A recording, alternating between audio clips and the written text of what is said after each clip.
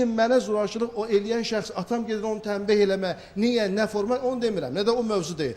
Onu tənbih eləmə gedir, cəmiyyət onun adını qoyur zorakılıq. Bəs mənim haqqım, hüququm?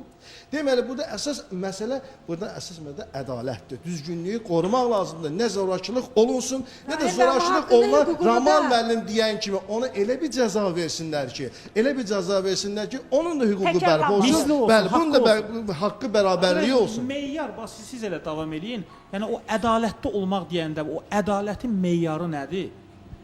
Ədalətin meyyarı olmaq hər bir ailədən başlayar. Ailədə ədalət, bayaq elə sözümün əvvəldə o idi. Ailədə ədalət olmasa ki, necə ki, dedim, biz burada da özümüz ədaləti qorusaq, mən Aydınxan müəllim mənə, Ramal müəllim mənə, biz ədaləti qoymasaq, bu da bizim bir çıxış yolu ailəmizdə, düzdürmü?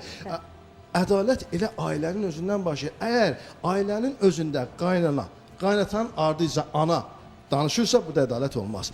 Və yaxud da digər şəxslərin dairəcə, məsələn, təsəvvür edin, bir uşağın yanında deyər ki, ay qızım, bunu etmə, atan gəlib başımızı xarab eləyəcək. Artıq atanın orada hörməti məhv oldu.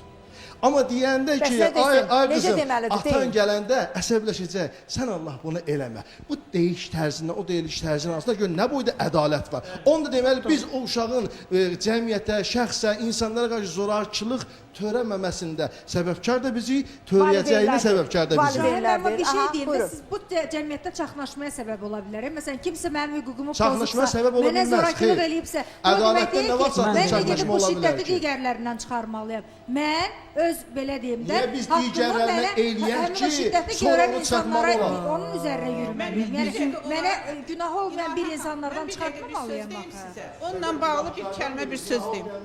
Söhbət günahkardan gedir. Günahı olmayana mən nəyə görə ki, günah olandan başlayıb səbəb axtarım. Söhbət o uşaq ki, ona zorakılıq eləmişdi, Aydınxan müəllim sözü ilə deyirəm. O uşağa ki, zorakılıq eləmişdi, bir ata da, məsələn, üzr istəyirəm, sənin mənim oğlum, çox söz istəyirəm, oğluma kimsə bir, hansısa bir hərəkət etsə, bir zorakılıq eləsə, bir iş görsə, mən atalıq kimi, yox, gedim verim qaydaya, qanuna. İstər-istəməz atalıq hüququm, ən azı bir kəlmə ona söz deməliyəm ki, sən hansı haqla mənim uşağıma bir qamçı qırmışsan.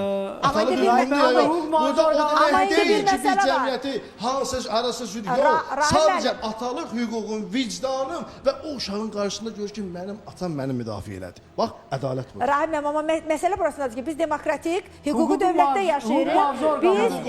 Biz olan hadisəni özümüzdən əvvəl, yəni ədalətin